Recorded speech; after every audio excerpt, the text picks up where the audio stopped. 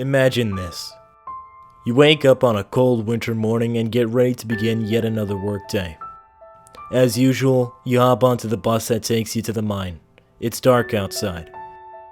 Before you know it, another long and exhausting day passes.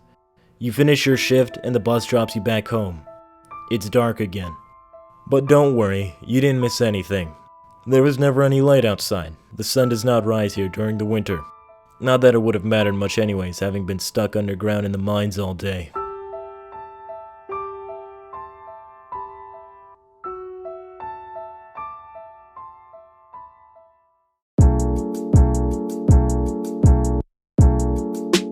In the modern world we live in today, where everything seems so connected and boundaries seem obsolete, where you can get on the other side of the world in a matter of hours, where we've mastered nature to suit our needs, few places still exist that you can call remote. However,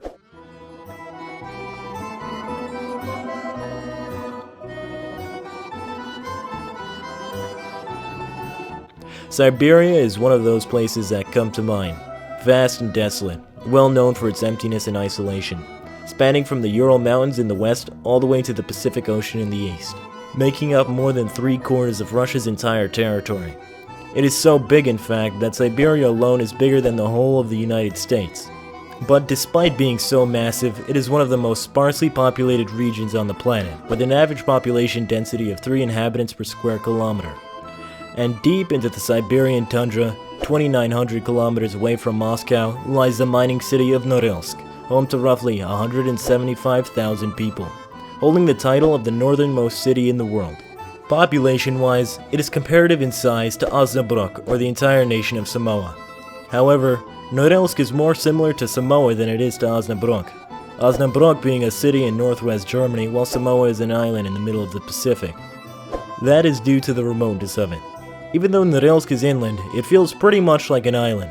No roads lead to or out of Norilsk that would link it to the rest of Russia.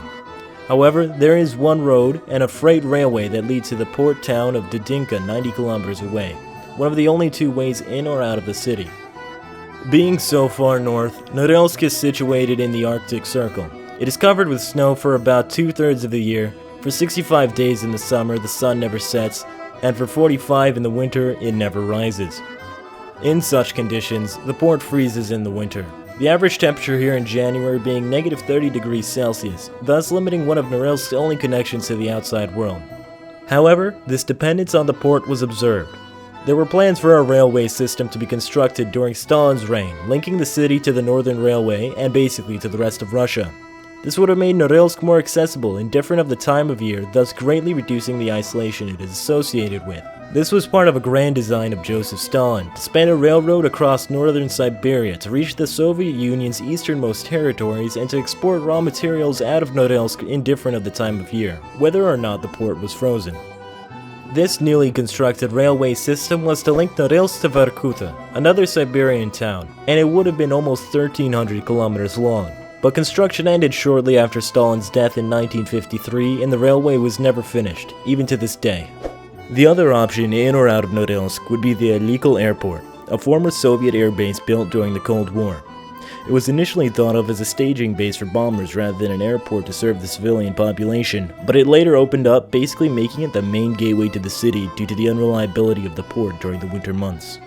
But what makes so many people live in such desolate conditions, pretty much isolated from the rest of the world, is the fact that Norilsk just so happens to sit on the largest known nickel, copper, palladium deposits on the planet.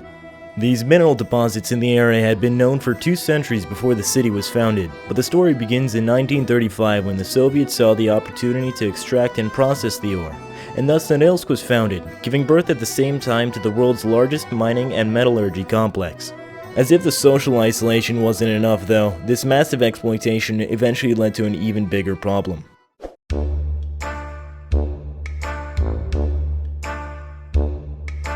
Norilsk holds an unfortunate record, being the most polluted city in Russia and one of the most polluted cities on Earth due to the many decades of nickel smelting.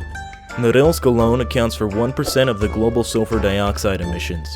Pollution became so severe that it has now become economically feasible to mine surface soil, as the soil has acquired such high concentrations of precious minerals.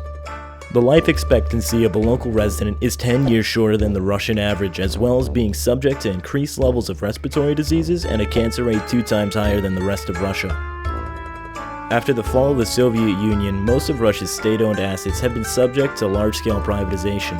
Particularly, the industrial, energy, and financial sectors have been targeted.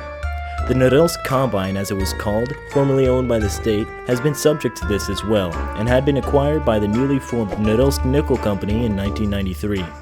2 years later in 1995, however, due to a big drop in nickel prices, the company was losing as much as $2 million per day and was forced to sell most of its shares to the Russian conglomerate Untitled. Nowadays, however, Norilsk Nickel is one of the biggest and most profitable Russian companies, it alone making up more than 2% of Russia's entire GDP.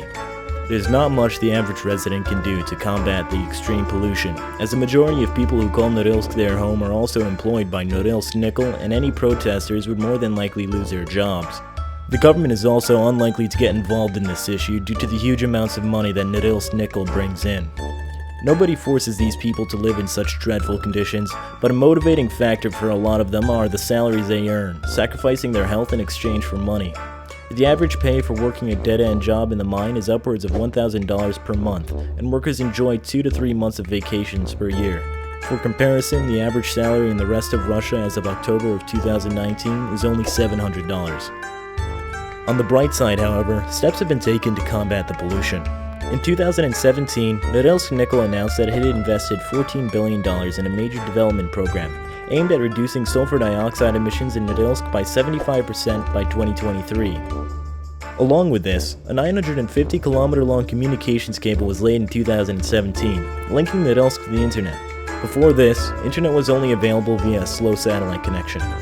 Now, to us, it might seem surreal that such a place can exist in the modern day, but this is the reality for the 175,000 or so people that live in this glorified, polluted wasteland at the edge of the world, where no trees grow, where acid rain is a common occurrence, where the sun does not rise for months at a time. Most of whom were born here and don't see life in any other way, this being normal for them. Hey guys, thanks for watching, and don't forget to like and subscribe to catch us next time.